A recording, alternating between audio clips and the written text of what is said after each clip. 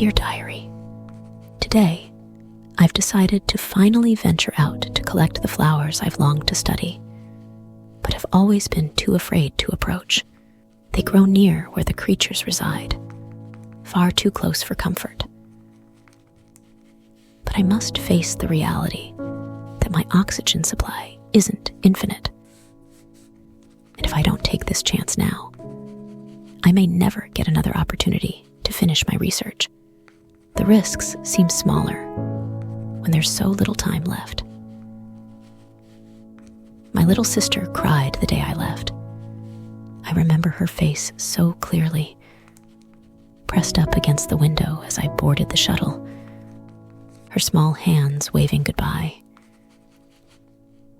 She didn't understand why I had to go, and honestly, I wasn't sure I did either. My parents were proud, of course. They had always been. They'd raised me to be curious, to push the limits of what we know. But there's a difference between being proud and accepting the silence that comes when you're millions of miles away. And my friends? They tried to be supportive, but I know they never really thought I'd make it this far. They believed in the mission, sure, but not in the cost. Now, here I am, wondering what they'd think of me if they knew how isolated I've become. Titan senses my mood. Every time I prepare to leave the station, his sad, brown eyes follow me, tail tucked between his legs. He's been my only companion all these years, and the thought of leaving him alone, even for a few hours, weighs heavy on me. It's not just the creatures I fear anymore. It's the silence I'll find outside, the void that this planet seems to amplify with each passing day. I walk through the corridors of the base, each step echoing off the metallic floors. We came here with a mission: to create sustainable ecosystems, to make this place livable for human colonies. Back then, the idea was simple: figure out how to harness this planet's potential. But now, with everyone gone, it feels like all that research is pointless. There's no one left to share my discoveries with. I reach the armory and stand before the spacesuits. They're still there, waiting, as if the rest of the crew might walk in at any moment to suit up for another mission. I choose the one that's become familiar to me, its weight heavy on my shoulders, a constant reminder of the dangers outside. As I slip into the suit, my thoughts drift to the flowers I'm about to face, the ones I've been too scared to collect for all these years. It's time to take the risk.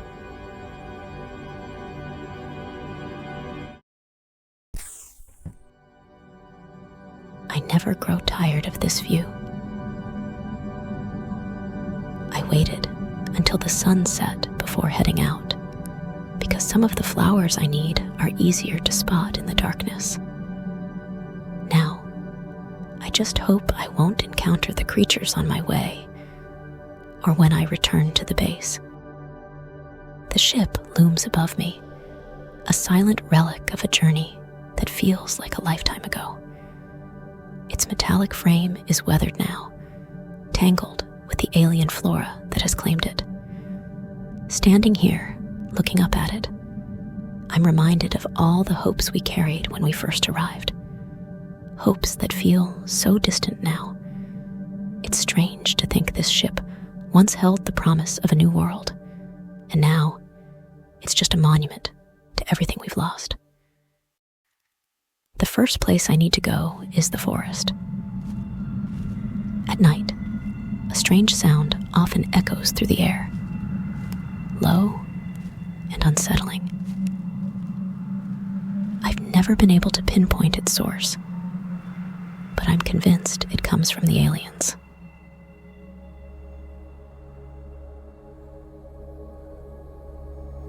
these trees. They're like nothing I've ever seen before. They rise to impossible heights, some stretching further than any structure back on Earth. They release bioluminescent spores at night, making the entire forest glow.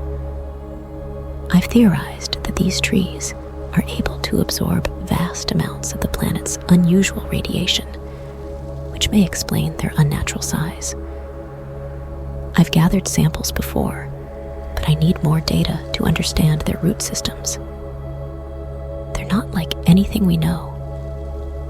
It's almost as if they're not plants at all, but something in between. Next, I'm heading into the caves. There's a specific flower here, one that emits a brilliant blue glow. It's deadly, and I've already lost one team member to its toxic spores. My instruments have confirmed that it releases microscopic particles into the air that latch onto any organic tissue. I've theorized that this is a form of defense mechanism, keeping creatures like the ones that stalk me at bay. Today, I'm risking everything to take another sample. If I can figure out how it works, it could be revolutionary for bioweapons research, or maybe for creating antidotes. Got it. I've brought a vial with me to collect it. Now, I just need to make sure it doesn't break. I can't resist going deeper into the cave to see if the creatures are out tonight. I first found them months ago, but they only emerge after dark. They float motionless in the air, softly glowing and lighting up the cave in this surreal, beautiful way. I've never dared to get too close. I have no idea if they're poisonous, but they're so mesmerizing, like something out of a dream. Every time I see them, it feels like I'm witnessing something sacred. Further into the forest, I found a small river. It's surrounded by glowing flora, flowers that radiate pink light, like they're alive. I've spent countless hours studying them.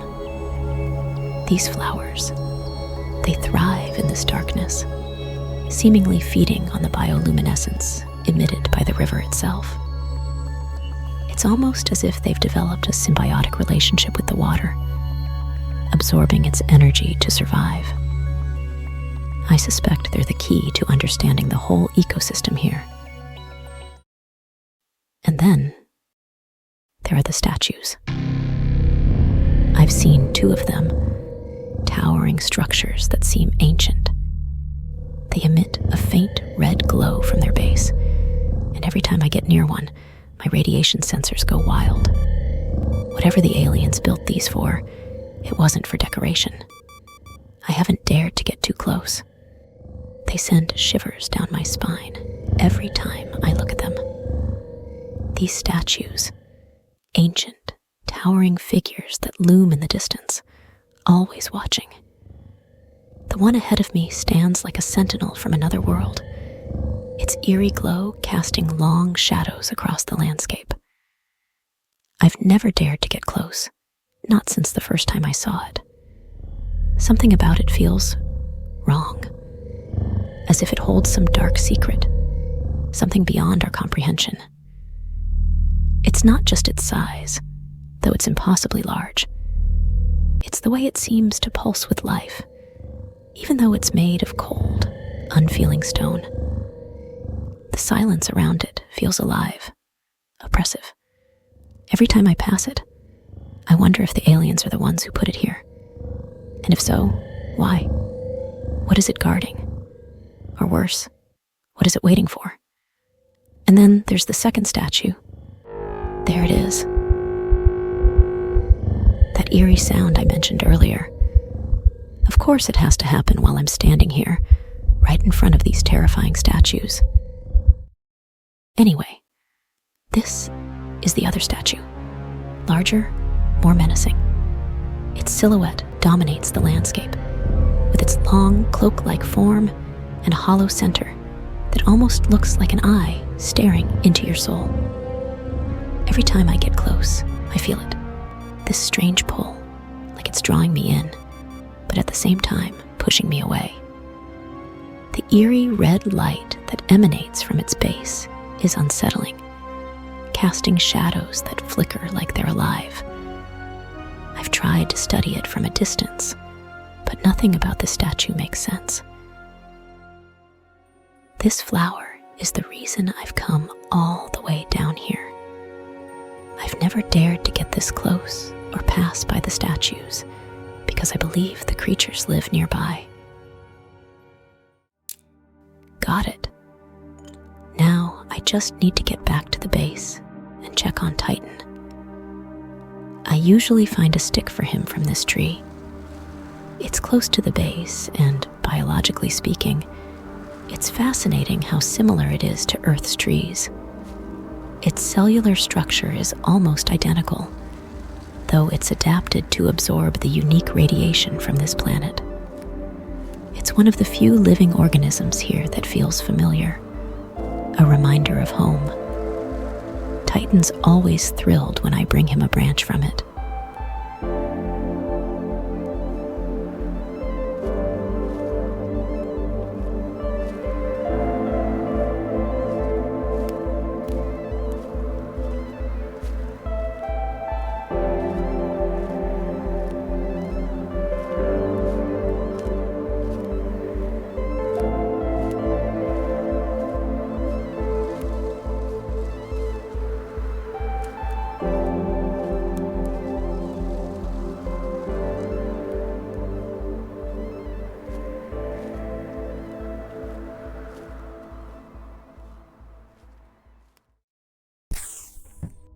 I step through the airlock and breathe a sigh of relief.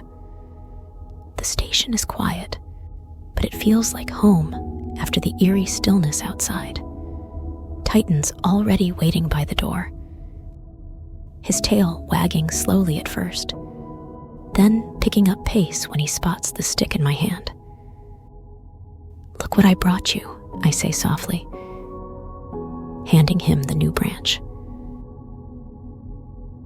His eyes light up as he grabs it eagerly, tail now wagging so hard his whole body shakes. It's the little moments like these that make the solitude bearable.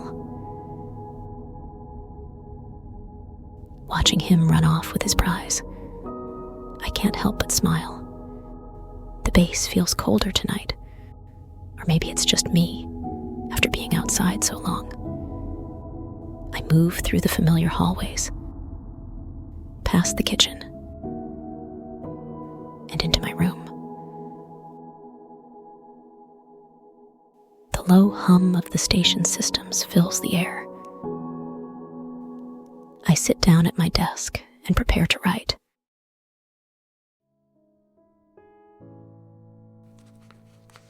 Dear Diary, I found the courage to do something I've been avoiding for years.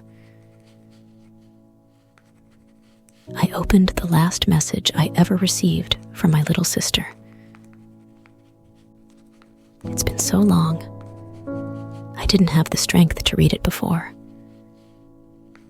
But now, with everything I've seen, everything I've experienced, I think I'm finally ready. Hey sis, it feels like forever since I saw you last. But I guess it's only been a few years. I've been thinking about you so much lately. Mom and Dad talk about you every day. I can tell they're proud, but they miss you. I can see it in Dad's eyes whenever he watches the news about the mission. He tries to act strong for Mom, but I know he's just scared that we might never hear from you again. I miss the days when we would sit together, just the two of us. Do you remember when we used to talk for hours about everything? You always seemed so confident, so sure of yourself, and I admired you for that. I still do. But it's hard without you here. Every time something exciting happens, I want to tell you. But the distance between us is it feels like it's growing every day. Mom doesn't like to talk about it, but she cries sometimes when she thinks no one's looking. She pretends everything's okay, but I know how much it hurts her that you're so far away. She leaves your room exactly as it was, like you're coming back any minute. Dad, well, you know how he is. He's trying to be the rock for all of us, but even he's losing hope. I see it in the way he looks at the stars at night. He's always been a dreamer like you. Sometimes, in the quiet of the evening, when I miss you the most, I look up at the stars and think about how you're out there somewhere, so far away. I often wonder if you do the same. If you look up at the same stars and think of me too. There are times when I get angry, frustrated that they chose you for this mission. Of all the people in the world, the one person who should be here on Earth, the person I need the most, is the one who's missing. It doesn't seem fair. As for me, I just wish you were here. I wish I could hug you, tell you all the little things that don't seem to matter to anyone else. Like how the garden is finally blooming the way you always wanted it to, or how I finally got into the university we talked about. You were right. I did it. I made it. But it feels hollow without you here to celebrate with me. I don't know when you'll read this, or if you ever will. But if you do, please just remember, no matter how far you are, we're always with you. In every sunset, every whisper of the wind, you'll always be a part of us. And we'll always be a part of you. I love you. Please stay safe. Love, your little sister.